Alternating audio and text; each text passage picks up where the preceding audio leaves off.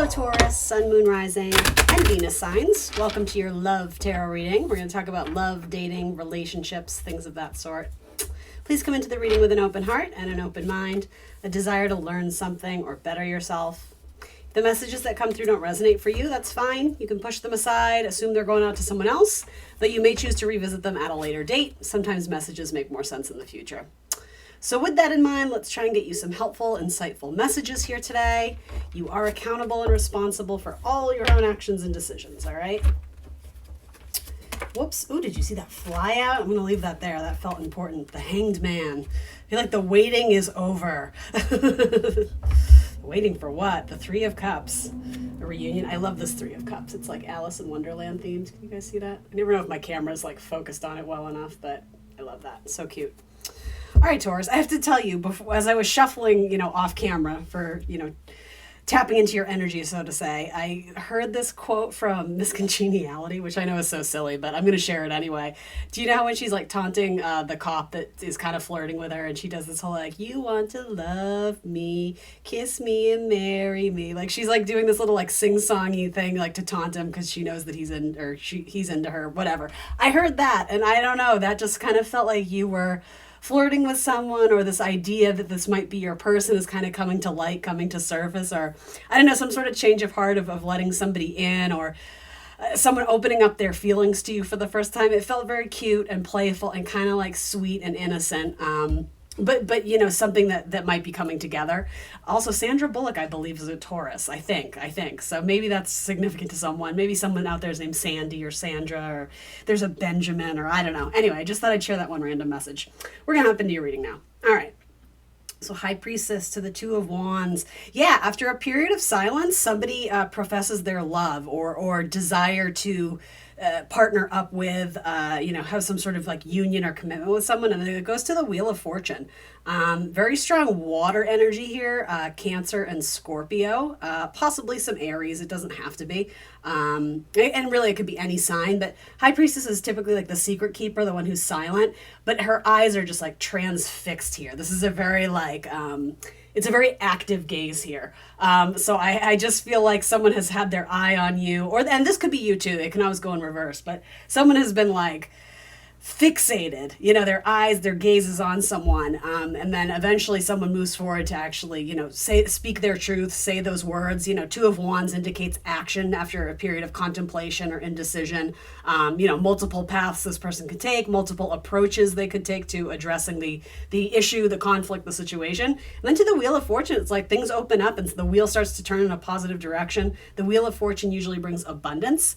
Occasionally I link it to Sagittarius or Pisces. It's possible, but here the signs aren't speaking to me as much. It's more like, and then even to the Three of Cups, it's like reason to celebrate, or maybe you're announcing to your family that you're bringing your partner home to meet your family, or announcing to your friends that you're engaged. That could be, there could be some sort of formal commitment of something that, maybe hadn't really been discussed before, but then when it's brought to the surface, it's like, yeah, we're both in on this. Let's do it.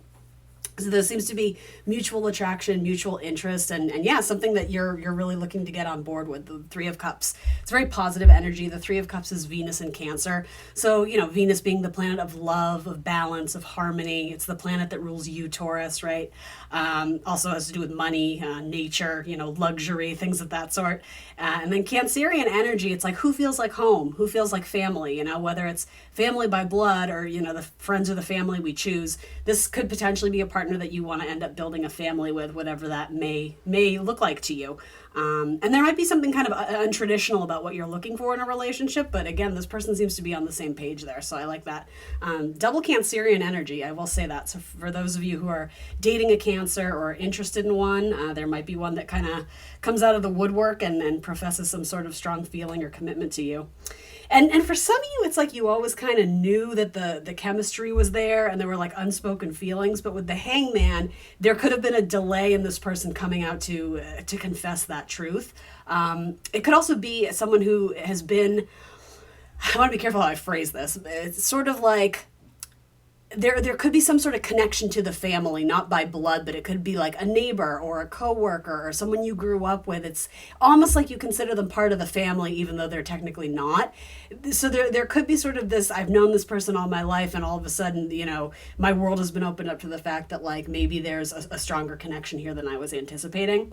Others of you, it's not that you were playing hard to get, but part of you really feeling like you were ready to commit to this partnership involved them stepping up and actually, being the assertive one and, taking the reins and saying how they felt. So a lot of you, it's not that you were playing a game, but it's sort of this like, I'm not going to be the one to do it. Like they need to step up and do it and prove to me that they're in this, or it's, I'm not saying it's not going to work out, because I think you knew it was going to, there's very kind of strong psychic energy with the high priestess, but it was like you were waiting for your person to make the first move. And for most of you, I think they do. And there's this really nice, again, happy, sweet, sticky story. I like it. That whole like sing-songy thing from the movie that came through, it feels like that. It kind of feels like, I don't know if it feels like a rom-com, but it kind of has like that light, bubbly, like we're each other's person and we just know it. And, not to say that everything's going to be light and fluffy and easy forever. I mean, you know that, right? You're a Taurus. You're very practical. You plan ahead for things. But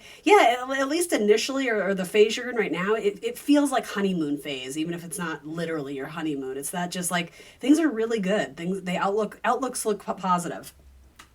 What's interesting is you do have some challenging cards, so I'm interested to see how that plays into it.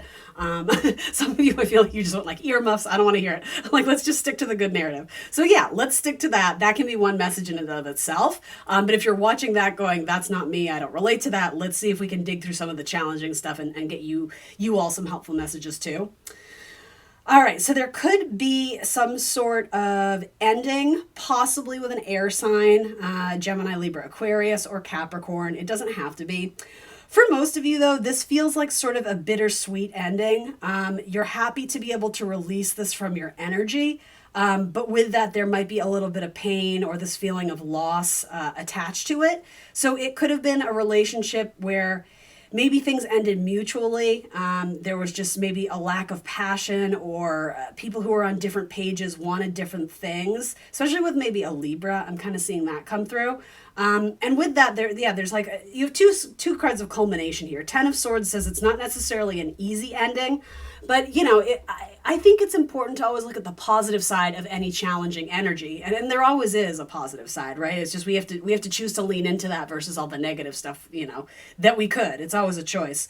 10 of Swords, it's a sun in Gemini. That's sort of the connotation of this card, planets and astrology wise. So it's the illumination of our thoughts, right? The sun illuminates whatever it touches. It brings light. It brings warmth. With Gemini energy, it could have been sort of an off and on, or a sort of mixed ideas or confusing ideas, conflicting opinions. Also, it has to do with our relationship with others, but most importantly, our relationship to ourselves, our own masculine and feminine energy. It could even be sort of, the energy inside us that is at odds. It's like, I like this person, but I don't like this about them. Or I want to be in a relationship, but I value my freedom. It can be our own sort of conflicting ideas. I also think, too, if it does indicate a period of struggle, right? 10 of Swords, it's like a long time coming. It's not something that happens overnight. It's like it's been building up, and it's causing more stress and anxiety. With that, there's two things that indicate that whatever the stress is coming to an end, right? 10s are always the last in the cycle, meaning it's a good time to hit restart, refresh and start anew. I also think it's the idea that we've grown away from something negative, and the sun is allowing us to see a new path. But with that, we may have to put something down. We're being asked to let go of something that isn't useful to us. So whatever that has been a headache or a hassle or causing anxiety, that is exiting our life. And so there's reason to take a deep breath. To exhale and feel like, okay, I can breathe again because something is no longer in my life. And maybe it's something that ended, or someone departed from your life, that it doesn't mean you didn't love them or that there wasn't some sort of strong connection there. But for some reason or another, the universe is saying, it's time for this, full moon, culmination, the world. It's a card of endings. It can be a card of celebrations. It can be a card of, quote unquote, graduations. But I think for you, it's sort of graduating to the next level of what you're seeking in a relationship, or honoring what you really deserve in a relationship. Because for some reason or another, this person could no longer give you what you needed, or vice versa. And it was probably, again, like a mutual, like, it was fun for a bit, but in terms of longevity and long term, something here just wasn't compatible. Um, and so with that, I understand there is a grieving period, there's a mourning period. It feels like there is a loss, but there's also some sort of peace that comes with this too. So if you're not quite there, give it time, because your mind is going to start feeling like you have more room in it again. Like you're not cluttered with all of these thoughts of what ifs and how can I fix this and what should I do, and feeling like you can't commit to anything else because you're so prioritized with this relationship or this situation. When that exits your life, there's going to be this realization of like, oh my God, I didn't realize how much life this was sucking out of me, or how much this took away from my own personal endeavors and pursuits and goals. So there is peace of mind that comes with some sort of ending. And again, this isn't something sudden. This would be something that was building up over, I would say, at least a year, if not longer, in terms of it going downhill or not feeling like it had the same spark and energy that it used to. So honor what has been lost, what has exited, but in a way that also promotes this idea of I'm making new space so that I can grow and seek other relationships. There could be something really nice that comes in with a Capricorn. Yeah, for sure. I have two strong cards of Capricorn with a Wheel of Fortune in the middle. So particularly for my Tauruses who may have a strong Capricorn in their chart, if you're Cap Rising or a Cap Moon, or I don't know, something significant about Capricorn, that feels like there could be very positive changes in not only soon with Wheel of Fortune, but also long-term longevity with Queen of Pentacles. It's like, who do you want to build your castle with? It's not sort of this like, yeah, I'm just casually dating, putting myself out there. You can do that. There's nothing saying you can't, but for those Tauruses who are looking for a long-term relationship or something with depth, right? Something with commitment, and I'm going to say like something with titles. Like I need to know where we stand. Like, are we exclusive? Are we this? Are we that? This is something that feels a little bit more set in stone. And if nothing else, it has a lot of clarity to it. There isn't this wishy-washy, where do I stand? Where do they stand? I like that with Earth energy. And again, possibly Sagittarius. I don't know why that's calling out to me so much. Or someone who is maybe on the cusp of Scorpio Sagittarius. That's really what I get from that card. But yeah, heck yeah to the Capricorn here. And do keep in mind, there might be multiple ones involved, right? You may be saying goodbye to one and then there may be another one that enters the mix. Something about college, for those who went to university, there may be a college connection that comes into your life and spawns some sort of romantic connection, or you might be with your college sweetheart still. If that's the case, it seems to have very positive things surrounding it. For some of you, there could be a person who you know socially who's been sort of a friend, but almost like a coincidental meeting that I'm getting the idea of like being social media friends, whatever that even means these days, right? So possibly like a coworker at a former job, or a friend of a friend that like you met once and you became like social media friends.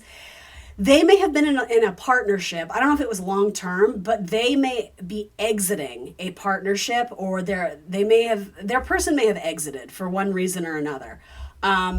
And they may be newly available, fresh on the dating market. And so, and I feel like you're kind of eyeing that too. Like, oh, interesting. I'm like hearing this idea of like, oh my God, I had no idea that they were single, or I had no idea that they were, not married anymore, that they got divorced, or that, their person passed, or whatever it is.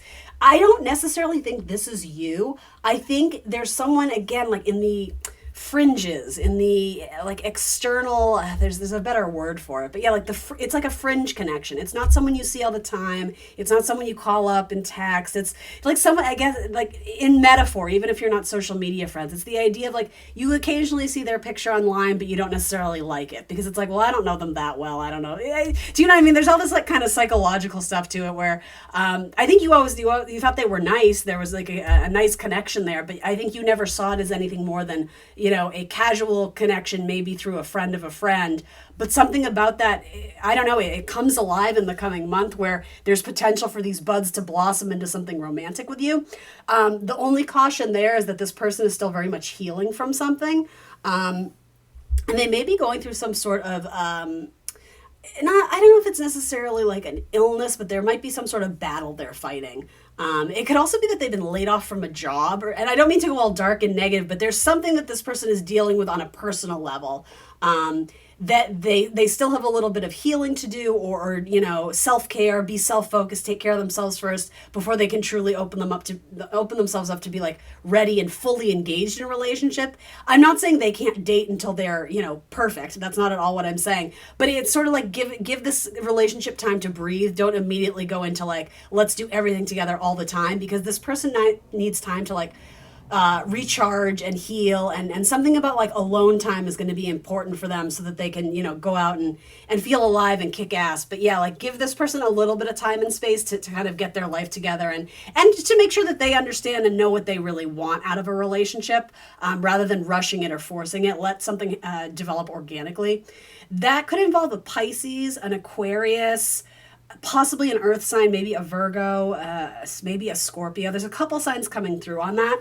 But yeah, something about that. It's like via a friend of a friend or an old coworker or some sort of connection that it's already in your life, but you wouldn't even be aware of it as a romantic possibility yet. The Hanged Man says, you know, there's a change of viewpoint. There's a change point of view, or something in the cosmos and the universe changes, and this person may enter your life in a new way as some sort of romantic prospect. All right, I think that's what I got for you right now, Taurus. You have a couple different storylines coming through, so hopefully you resonated with one of them. Please remember to like the video, share, subscribe, book a personal reading if you so desire. That would be great. There's information on how to do that in the box below. Other than that, I will see you guys very soon for more tarot. Bye, Taurus.